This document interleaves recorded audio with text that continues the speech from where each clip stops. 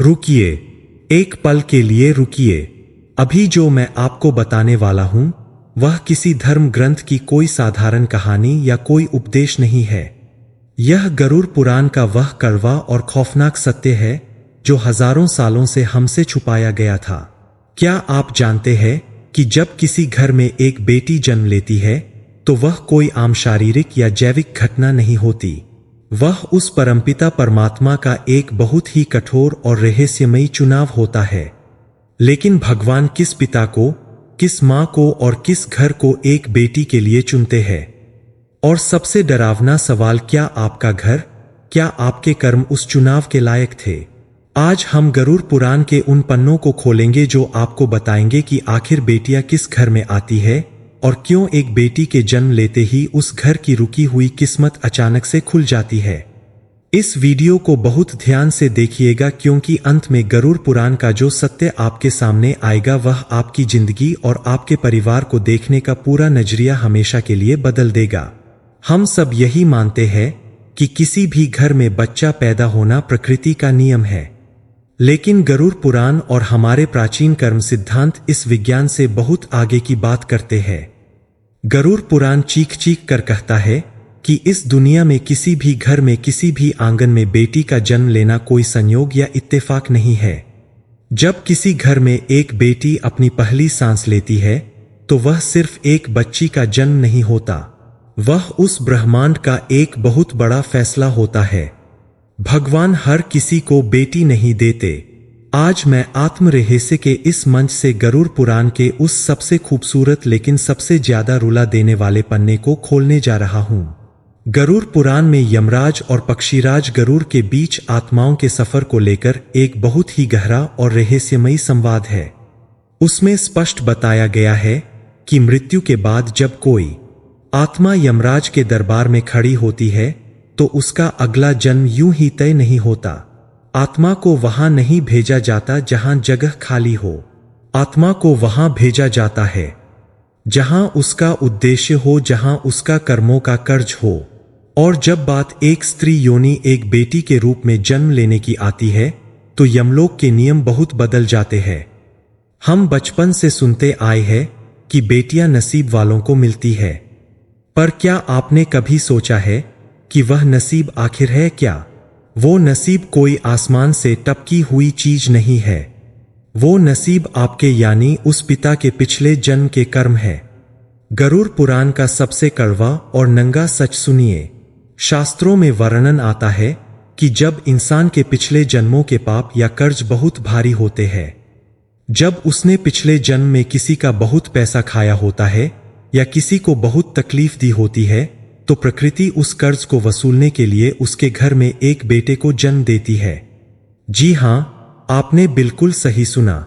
ज्यादातर घरों में बेटे सिर्फ और सिर्फ उस पिता का पुराना कर्ज वसूलने, उसकी संपत्ति का बंटवारा करने और उसके पुण्यों को भोगने के लिए आते हैं। यह वह आत्माएं होती है जिन्हें आपसे कुछ लेना होता है।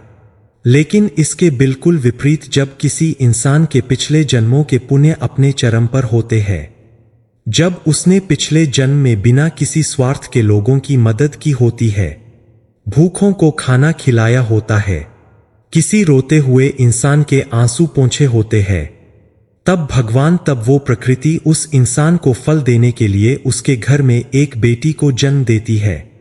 बेटी वो आत्मा होती है जिसे आपसे कुछ लेना नहीं होता, बल्कि वो आपको अपना सब कुछ देने आती है। यही वजह है कि आपने अक्सर देखा होगा कि जब किसी घर में बेटी का जन्म होता है तो उस घर की ऊर्जा, उस घर का आभा मंडल अचानक से बदल जाता है। जो पिता कल तक बहुत कठोर था, बहुत गुस्से वाला था, जो छोटी छोटी बातों पर झल्ला उठता था, वह अपनी उस छोटी सी बच्ची को गोद में उठाते ही बिल्कुल मोम की तरह पिघल जाता है। उसके अंदर से एक ऐसी करुणा, एक ऐसा प्रेम फूट पड़ता है जिसके बारे में उसे खुद भी नहीं पता था। यह कोई चमत्कार नहीं है, यह उस पवित्र आत्मा का कमाल है। गरुड़ पुराण कहता है कि बेटियां अपने साथ ब्रह्मांड की सबसे शुद्ध और सबसे कोमल ऊर्जा लेकर आती है। जब वह उस घर में सांस लेती है तो उनके आभा मंडल से एक ऐसा कंपन निकलता है जो उस घर की सारी नकारात्मकता, सारे क्लेश और सारे दरिद्रता के जालों को काट देता है। हम सदियों से एक मुहावरा सुनते आए हैं कि बेटी तो घर की लक्ष्मी होती है, लेकिन हम इंसानों की बुद्धि इतनी छोटी है कि हमने लक्ष्मी का मतलब सिर्फ पैसा या धन समझ लिया। हमने लक्ष्मी को सिर्फ सोने और चांदी के सिक्कों में तौल दिया। गरुड़ पुराण और देवी भागवत महापुराण में बहुत ही स्पष्ट शब्दों में बताया गया है कि लक्ष्मी सिर्फ पैसों की देवी नहीं है। लक्ष्मी संतुलन की देवी है। लक्ष्मी शांति की देवी है। लक्ष्मी चेतना और करुणा की देवी है। और यह लक्ष्मी, यह सकारात्मक ऊर्जा उस घर में कभी नहीं टिकती जहां लोगों का आपस में अपमान होता हो, जहां बात बात पर गालियां दी जाती हो, जहां स्त्रियों को पैरों की जूती समझा जाता हो और जहां सिर्फ और सिर्फ स्वार्थ का बोलबाला हो। तो जब हम कहते हैं कि बेटी लक्ष्मी है, तो इसका असली मतलब यह है कि भगवान ने उस बेटी को एक बदलाव का दूत बनाकर आपके घर भेजा है। वह खाली हाथ नहीं आती, वह अपने साथ अपने उन संचित पुण्यों को लेकर आती है जो उसने अपनी पिछली कई यात्राओं में कमाए थे। जब वह नन्हे कदमों से आपके घर में चलना शुरू करती है, तो वह असल में आपके घर के वास्तु दोषों को, आपके घर की उस भारी ऊर्जा को अपने पैरों तले खत्म कर रही होती है। यही कारण है कि आपने अपने आसपास, अपने समाज में ऐसे कई परिवार देखे होंगे जो बेटी के जन्म से पहले कर्ज में डूबे हुए थे, जिनके घर में हमेशा कंगाली छाई रहती थी। लेकिन जैसे ही उस आंगन में बेटी की किलकारियां गूंजी, अचानक से उस पिता का व्यापार चल पड़ा। उसकी रुकी हुई तरक्की होने लगी। घर में अचानक से सुख और शांति ने डेरा डाल लिया। लोग इसे सिर्फ एक संयोग मान लेते हैं। लोग कहते हैं कि अरे बच्चे के पैर शुभ पर हकीकत में शास्त्र इसे पुण्यों का हस्तांतरण मानते हैं। उस बेटी की पवित्र आत्मा अपने पिता के कष्टों को देखकर अपने पुण्यों का एक हिस्सा अपने पिता के आभा मंडल में डाल देती है। वह अपने भाग्य से, अपनी किस्मत से उस पूरे परिवार को पालने लगती है। लेकिन अब यहां पर एक बहुत ही गहरा और बहुत ही डरावना सवाल पैदा होता है। अगर बेटियां सच में इतनी पवित्र होती है, अगर वह पुण्यों का फल होती है, तो फिर आज के समाज में कई घरों में बेटियों के जन्म पर मातम क्यों मनाया जाता है? क्यों आज भी कुछ परिवारों में जब वैद्य या डॉक्टर कहता है कि बेटी हुई है, तो पिता का मुंह लटक जाता है, दादी मुंह फेर लेती है? क्यों बेटियों को जन्म से पहले ही गर्भ में मार दिया जाता है, या जन्म लेने के बाद उन्हें जिंदगी भर यह एहसास दिलाया जाता है कि वह एक बोझ है, पराया धन है? यह सवाल बहुत ही महत्वपूर्ण है और इसका जवाब आपको गरुड़ पुराण के उस कर्म सिद्धांत में मिलेगा जिसे सुनकर आपकी रूह कांप जाएगी। शास्त्रों में वर्णन आता है कि यमलोक से जो आत्मा धरती पर आने के लिए निकलती है, वह मां के गर्भ में आने से पहले ही उस परिवार की, उन माता पिता के विचारों की ऊर्जा को महसूस कर लेती है। अगर उस परिवार के मन में डर है, अगर उनके अंदर बेटी को लेकर लालच है कि दहेज देना पड़ेगा, अगर उनके मन में स्त्री के प्रति कोई सम्मान नहीं है, तो कोई भी उच्च कोटि की आत्मा, कोई भी शुद्ध और पवित्र आत्मा उस गर्भ में प्रवेश नहीं करती। वो आत्मा उस गंदे आंगन से वापस लौट जाती है। और फिर उस घर में कौन जन्म लेता है? उस घर में जन्म लेती है एक ऐसी आत्मा जो पिछले जन्म में उसी परिवार की कोई बहुत बड़ी दुश्मन रही हो। गरुड़ पुराण कहता है कि जब आप एक बेटी को, एक स्त्री को बोझ समझते हैं, तो आप असल में अपना ही विनाश बुला रहे होते हैं। लेकिन कभी कभी इस नियम का एक अपवाद भी होता है, एक ऐसा सच जो आपकी आंखों में आंसू ला देगा।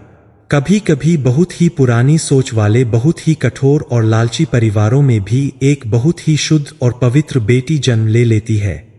वह उस घर में आती है जहां उसे प्यार नहीं मिलता, जहां उसे बेटों के बराबर हक नहीं मिलता। ऐसा क्यों होता है?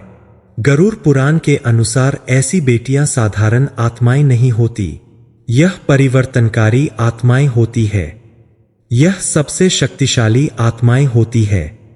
यह उस घर में इसलिए नहीं आती क्योंकि वह घर अच्छा है, यह उस घर में इसलिए आती है ताकि उस घर के अंधेरे को चीर सकें।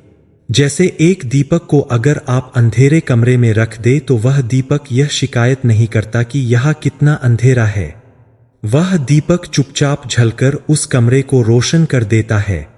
ठीक वैसे ही यह कोमल सी बेटियां अपने स्वभाव से, अपनी मुस्कान से, अपने निस्वार्थ प्रेम से और अपनी जिद से उस कठोर पिता के हृदय को बदल देती है। वो उस पत्थर दिल दादा दादी के दृष्टिकोण को बदल देती है। वह उस घर में पैदा होती है जिसे बदलना असंभव लगता था और वह उस पूरे परिवार की चेतना को, उनके सोचने के तरीके को जड़ से उखाड़कर एक नया रूप दे देती है। यह बेटियां उस परिवार के लिए एक परीक्षा भी होती है और एक वरदान भी। अब सुनिए वो सबसे गहरा रहस्य जिसका इंतजार आप इस वीडियो की शुरुआत से कर रहे थे। क्या वो बेटी जो आज आपके घर में है, जो आज आपके गले लगती है, क्या वह सिर्फ एक संयोग है? गरुड़ पुराण की गहराइयों में अगर आप उतरेंगे तो आपको पता चलेगा कि मृत्यु के बाद आत्मा की यात्रा बहुत जटिल होती है। हर जन्म एक कर्ज है, एक अधूरा संबंध है और यह बात बहुत संभव है। बिल्कुल मुमकिन है कि आज जो बेटी आपके आंगन में खेल रही है वह पिछले किसी जन्म में आपकी मां रही हो। जरा सोचिए, पिछले जन्म में जब आप एक बच्चे थे तो आपकी मां ने अपना पेट काटकर आपको खिलाया था। उसने अपनी रातों की नींद खराब करके आपको सुलाया था। उसने बिना किसी स्वार्थ के अपना सब कुछ आप पर लुटा दिया था। पर जब वह बूढ़ी हुई तो शायद आप उसकी वह सेवा नहीं कर पाए, शायद आप उसका वह कर्ज नहीं चुका पाए। तो प्रकृति ने, उस कर्मों के गणित ने उस अधूरे प्यार को, उस बिना स्वार्थ के रिश्ते को पूरा करने के लिए उसी आत्मा को इस जन्म में आपकी बेटी बनाकर आपके घर भेज दिया ताकि अब आप एक पिता के रूप में उसकी हर वह ख्वाहिश पूरी कर सकें जो आप पिछले जन्म में नहीं कर पाए थे, ताकि वह संबंध, वो ऊर्जा अपना संतुलन पा सके। आत्माएं बदलती नहीं है, सिर्फ शरीर बदलते हैं, सिर्फ रिश्ते बदलते हैं। इसलिए कहा जाता है कि बेटी केवल आपके वर्तमान की संतान नहीं है, वह आपके अतीत का हिसाब है और आपके भविष्य का विस्तार है। अब एक ऐसा प्रश्न जो हर उस इंसान को अंदर तक झकझोर देगा जो बेटियों को लड़कों से कम आंकता है। यदि बेटी का जन्म कर्मों से जुड़ा है, यदि वह अपने साथ आपके घर में पुण्यों का भंडार लेकर आती है, यदि वह आपके घर की दरिद्रता मिटाने आती है, तो क्या उस बेटी को कमतर समझना, क्या उसकी पढ़ाई पर खर्च ना करना, क्या उसे जन्म से ही पराया समझना, स्वयं अपने ही भाग्य को, अपनी ही किस्मत को लात मारना नहीं है। जब आप एक बेटी को अस्वीकार करते हैं, जब आप उसकी आवाज को दबाते हैं, जब आप उसे उसके भाई से कम प्यार देते हैं, तो आप सिर्फ एक सामाजिक बुराई नहीं कर रहे हैं, आप एक बहुत बड़ी आध्यात्मिक मूर्खता कर रहे हैं। आप उस पुण्य को, उस देवीय ऊर्जा को अस्वीकार कर रहे हैं जो भगवान ने खास आपको चुनकर आपके घर भेजी थी। गरुड़ पुराण साफ कहता है कि जो इंसान अपनी बेटी के आंसुओं का कारण बनता है, जो उसकी आजादी को छीनता है, उसके पुण्यों का नाश तुरंत शुरू हो जाता है। ऐसे घर से लक्ष्मी और शांति हमेशा के लिए विदा ले लेती है और फिर उस घर में सिर्फ क्लेश, बीमारियां और दरिद्रता ही बचती है। गरुड़ पुराण का कर्म सिद्धांत हमें यह भी बताता है कि हर आत्मा जो एक बच्चे के रूप में धरती पर आती है, वह अपने साथ 3 चीजें जरूर लेकर आती है। पहली, अपने पूर्व जन्म के संस्कार, दूसरी, अपने अधूरे कर्मों का हिसाब और तीसरी, एक उद्देश्य। और यह तीनों चीजें आपको उस छोटी सी बच्ची के स्वभाव में, उसकी आदतों में और उसकी रुचि में साफ दिखाई देती है। जरा अपनी बेटी को ध्यान से देखिए, वह बेटी जो बचपन से ही बिना कहे सबकी मदद करती है, जो अपने खिलौने दूसरों को दे देती है, जिसे दूसरों का दुख नहीं देखा जाता। शायद वह पिछले किसी जन्म की कोई बहुत बड़ी संत रही हो जो इस जन्म में आपके घर करुणा और प्रेम का संदेश लेकर आई है। वो बेटी जो हर मुश्किल में निडर होकर डटी रहती है, जो लड़कों से भी ज्यादा हिम्मत दिखाती है।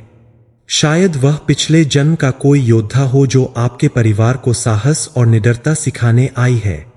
वो बेटी जो बात पर सवाल पूछती है, जो पुरानी और रूढ़िवादी बातों को चुनौती देती है, जो चुप नहीं बैठती। शायद वह एक बदलाव का दूत बनकर आई है और कभी कभी कुछ घरों में एक बहुत ही दर्दनाक घटना घटती है। कभी कभी एक बेटी घर में जन्म लेती है, पूरे घर में खुशियां भर देती है, सबको अपना दीवाना बना लेती है, और फिर बहुत ही कम उम्र में किसी बीमारी से या किसी हादसे में वह इस दुनिया को छोड़कर चली जाती है। माता पिता टूट जाते हैं, वो भगवान को कोसते हैं कि तूने उसे दिया ही क्यों था जब वापस छीनना था। पर गरुड़ पुराण इस असहनीय दर्द का भी एक बहुत गहरा आध्यात्मिक कारण बताता है। शास्त्रों के अनुसार ऐसी आत्माएं वह होती है जिनका इस धरती पर और उस परिवार के साथ कर्मों का हिसाब सिर्फ उतने ही सालों का या उतने ही महीनों का होता है। वह आत्माएं अपना कोई बहुत पुराना और छोटा सा कर्ज चुकाने या आपको कोई बहुत गहरी आध्यात्मिक सीख देने के लिए आती है। वह अपना संदेश देती है, आपके पुण्यों का संतुलन बनाती है और फिर अपनी असली यात्रा पर परमधाम की तरफ आगे बढ़ जाती है। वह आपके दर्द का कारण नहीं बनती, वह आपकी आत्मा को इस दुनिया के मोह माया से आजाद करने का एक बहुत कठोर माध्यम बनती है। मैं जानता हूं कि यह सब सुनना बहुत कठिन है, इसे स्वीकार करना आसान नहीं है, लेकिन गरुड़ पुराण का इस ब्रह्मांड का यही सबसे अटल सत्य है। हर जन्म उद्देश्यपूर्ण है, हर सांस की एक गिनती है, हर रिश्ते का एक कारण है। कोई भी जन्म, कोई भी रिश्ता बेवजह नहीं है। तो अब हम उस अंतिम और सबसे गहरे प्रश्न पर आते हैं जिसे हर माता पिता को खुद से पूछना चाहिए। क्या बेटी का जन्म भगवान की तरफ से केवल एक कृपा है या फिर वह एक बहुत बड़ी आध्यात्मिक जिम्मेदारी भी है? गरुड़ पुराण का उत्तर बहुत ही स्पष्ट है। बेटी का जन्म दोनों है। जब कोई शुद्ध और शुभ आत्मा एक बेटी के रूप में आपके घर में जन्म लेती है तो वह केवल आपके आंगन में खुशियां बिखेरने नहीं आती, वह केवल आपके बुढ़ापे का सहारा बनने नहीं आती, वह उस घर की चेतना को, उस परिवार के आध्यात्मिक स्तर को ऊंचा उठाने आती है। और इसके बदले में उस परिवार का, उस पिता का यह सबसे बड़ा कर्मों का दायित्व है कि वह उसे सबसे बेहतरीन शिक्षा दे, वह उसे दुनिया की हर बुरी नजर से सुरक्षा दे, लेकिन सुरक्षा के नाम पर उसे पिंजरे में ना बांधे। वह उसे स्वतंत्रता दे, वह उसे अपने फैसले खुद लेने का सम्मान दे। यदि किसी घर में बेटी का जन्म तो बहुत खुशियों के साथ होता है, पर बड़ी होने पर उसे अपने ही भाई के समान अधिकार ना मिले, यदि उसके सपनों को, उसकी पढ़ाई को यह कहकर छोटा कर दिया जाए कि तुझे तो दूसरे घर जाना है, यदि उसकी आवाज को अनसुना किया जाए, तो गरुड़ पुराण के अनुसार वो घर, वो पिता उस महान आध्यात्मिक अवसर को हमेशा के लिए खो देता है जो भगवान ने उसे दिया था। वह अपने पुण्यों को खुद अपने हाथों से आग लगा देता है। गरुड़ पुराण हमें यही सिखाता है कि जन्म लेने वाली आत्मा और उस परिवार के बीच एक बहुत ही सूक्ष्म और पवित्र अनुबंध होता है। आत्मा अपने संस्कार और पुण्य लेकर आती है और परिवार उसके पंखों को आसमान देने का दायित्व लेता है। यह रिश्ता केवल खाना खिलाने या कपड़े पहनाने का नहीं है, यह उस आत्मा के विकास का है। और जब एक पिता इस दायित्व को पूरी ईमानदारी से पूरा करता है तो उस घर में केवल एक बेटी नहीं बड़ी होती, उस पूरे परिवार की किस्मत, उनकी चेतना और उनका आध्यात्मिक स्तर बढ़ जाता है। मित्रों, आज हमने आत्म रहस्य के इस सफर में एक बहुत ही लंबी और गहरी यात्रा की है। आज हमने गरुड़ पुराण के उन पन्नों को खोला है जो बताते हैं कि बेटी का जन्म केवल एक शारीरिक घटना नहीं है, वह आत्माओं की उस अनंत यात्रा का एक बहुत ही खूबसूरत अध्याय है। हमने जाना कि बेटियां केवल संतान नहीं है, वह संस्कार है, वह केवल एक रिश्ता नहीं है, वह एक दिव्य ऊर्जा है जो दरिद्रता को भस्म कर देती है। कोई भी जन्म संयोग नहीं होता, हर आत्मा अपने पूर्व जन्म के कर्मों के अनुसार अपना घर चुनती है। और जब एक बेटी आपके घर को चुनती है तो वह अपने साथ एक मौका लेकर आती है, आपके अंदर के प्रेम को जगाने का मौका, आपकी कठोर सोच को बदलने का मौका और आपके परिवार को भीतर से मजबूत करने का मौका। अपनी बेटी का सम्मान करना केवल मीठे शब्द बोलने से नहीं होता। उसे शिक्षा देना, उसे अपने पैरों पर खड़े होने की ताकत देना, उसे अपनी जिंदगी के निर्णय लेने का साहस देना और उसके सपनों को अपना सपना समझना, यही उसका सच्चा आदर है। और यकीन मानिए, जिस घर में नारी का बेटियों का यह आदर होता है, वहां केवल बेटियां मुस्कुराती नहीं है, वहां साक्षात लक्ष्मी और नारायण निवास करते हैं। यदि आपके घर में एक बेटी है तो आज रात उसे सोते हुए देखिएगा और अपने दिल पर हाथ रखकर भगवान का शुक्रिया अदा कीजिएगा, क्योंकि इस पूरे ब्रह्मांड में भगवान ने आपको चुना है। और यदि आपके घर में बेटी नहीं है तो सड़क पर समाज में दिखने वाली हर बेटी को, हर स्त्री को वह सम्मान दीजिए जो उसे मिलना चाहिए, क्योंकि आपका यही सम्मान, आपकी यही पवित्र नजर अगले जन्म में आपका भाग्य तय करेगी। बेटी उस परमपिता परमात्मा का सबसे खूबसूरत उपहार है और उस उपहार की रक्षा करना हमारी सबसे बड़ी आध्यात्मिक जिम्मेदारी है। अगर आज गरुड़ पुराण के इस सच ने, इस कथा ने आपके दिल के किसी तार को छुआ हो, अगर आपकी आंखों में एक पल के लिए भी नमी आई हो, तो एक छोटा सा काम जरूर कीजिएगा। यह वीडियो अभी इसी वक्त उस इंसान को साझा कीजिएगा जिसके घर में एक बेटी है। उस पिता को भेजिएगा जो दिन रात अपनी बेटी के लिए मेहनत करता है। और उस इंसान को भी भेजिएगा जिसे शायद आज यह सत्य सुनना बहुत जरूरी है। और हां, नीचे टिप्पणी में पूरे गर्व के साथ अपने दिल की पूरी सच्चाई के साथ लिखिएगा, बेटी मेरा वरदान है, ताकि ब्रह्मांड की उस ऊर्जा तक आपका यह संदेश पहुंच सके। ऐसे ही गहरे आध्यात्मिक और जीवन को बदल देने वाले रहस्यों के सफर में मेरे साथ जुड़े रहने के लिए आत्म रहस्य चैनल से अभी जुड़ जाइए। अपना और अपने घर की उन लक्ष्मी स्वरूपा बेटियों का बहुत बहुत ख्याल रखिएगा। वह नारायण आपके आंगन को हमेशा खुशियों से भरा रखें।